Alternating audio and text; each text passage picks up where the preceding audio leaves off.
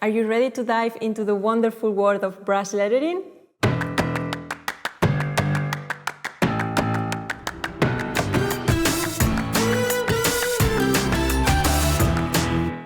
In this video, I will show you what you need to get started, the best brush pens for beginners, and all the techniques you need to create this style. We will create a lowercase and an uppercase alphabet, and I will show you the practice sheets that you can download to practice at home.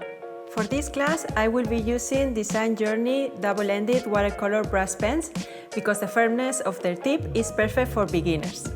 Remember, the size of your letters depends on the size of the tip of your brush pens. You will find a list of all the used products in the description box below. Now we're going to talk about some characteristics of the letters. Let's start with guidelines.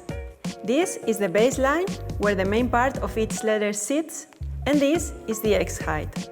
Most of the lowercase letters sit between the baseline and the X height. For instance, letter A, N, or E. As you know, in brush lettering, letters have thin strokes and thick strokes. It is also important that you pay attention to this space that is left blank inside the letter. This is called white space or negative space. Some letters go below the baseline until the descender line. For instance, letter J. Some other letters go over the X height until the ascender line. For instance, letter L, D, or H.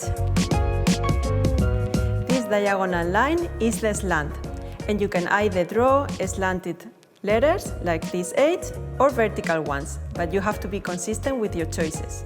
For instance, this is a vertical letter. If we want to draw uppercase letters, we need a cap line. This is the same baseline, this is the X height, and the cap line sits more or less in the same height as the ascender line.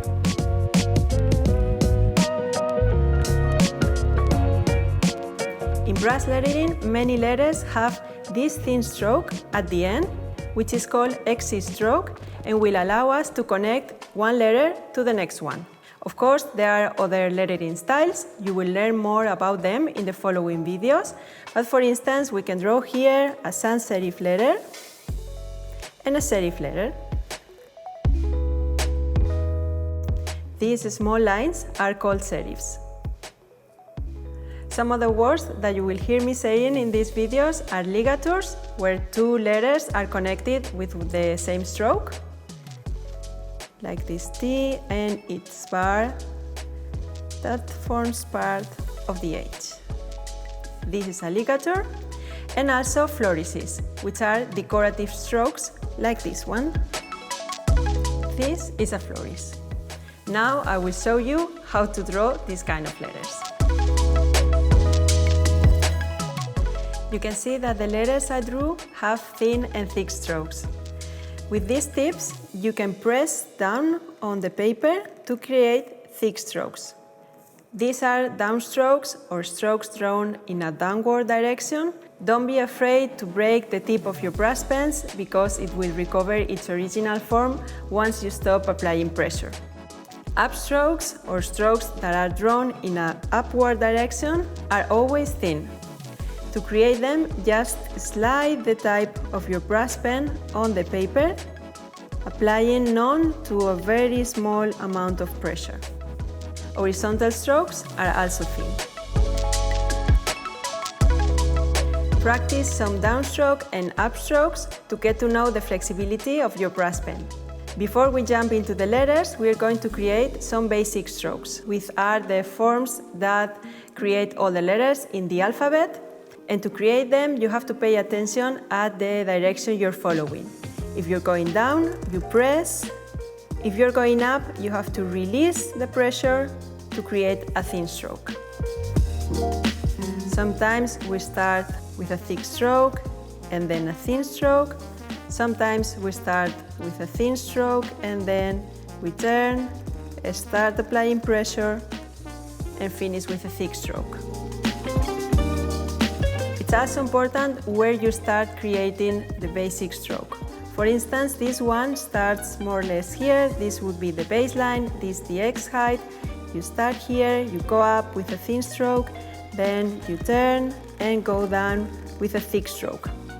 But you cannot start here because otherwise it would be thin because we're going up and thick because we're going down, and that is wrong. Some basic strokes already remind you of some letters, like this one, which if we add a dot here would be a J. This one looks like an L, this like a U, and this one like an N. Also this one looks like an O. And we will also draw it in a clockwise direction, and you can see that the thin and thick strokes are placed in a different position. Okay, so these are the basic strokes that form all the 26 letters in the alphabet. Take some time to practice them, and when you're ready, we're going to start combining them to actually create the letters. For instance, let's take this one, and first we draw the oval, and then we add the second stroke, and we have letter A. If we combine the same oval, let's draw it here, but then we add this one, we have this letter, and if we combine this stroke with this one, we have letter H. And these ones are also important. If we start with just a thick stroke and then add this one and then this one, we have letter M. It is true that some letters have very specific strokes like letter R or letter S, but we are going to draw the complete alphabet now, so you will know how to draw them. So these are the basic strokes. Easy, right? You can download practice sheets for free at the Hand Lettering Creator to practice from home. And you can also download practice sheets for the whole letters of the alphabet with instructions on how to draw each one of the letters. Get your materials ready and let's draw the complete lowercase alphabet. Remember that each basic stroke is made in only one stroke without lifting the pen from the paper, but then when we combine them, we have to draw one stroke. Like the oval, we lift the pen from the paper and then we draw the second one. And it's the same with all the letters. First, basic stroke, then we stop. Second, basic stroke, and then we stop. This one is the oval we practice, but it has this little thin stroke, which is the exit stroke, to be able to connect it to the next letter when we practice lettering connections. Always pay attention to the direction and the shape of each stroke.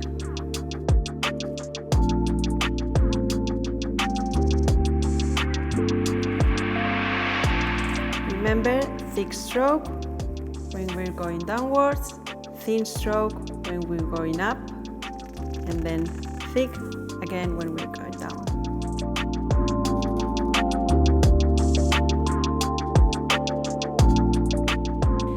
This is a lowercase alphabet, but you can draw an uppercase alphabet following the same steps because each of these letters are also created by strokes, and you have to combine them to create each letter. In the Hand Lettering Creator, you will be able to download practice sheets for the uppercase alphabet, like these ones, and you will see each of these strokes and how they are combined. Remember that practice is key in building up your brush lettering skills, and practicing alphabets will help you improve your technique and get you ready to start developing your own unique lettering style. Don't forget to make your practice colorful and fun. While it is important to learn how to draw each of the letters individually, we rarely use standalone letters in words, sentences, or compositions. So learning how to connect the letters and how to get the spacing right is key to create balanced and polished-looking letterings. In our next video, I will guide you through the whole process of connecting letters and creating words.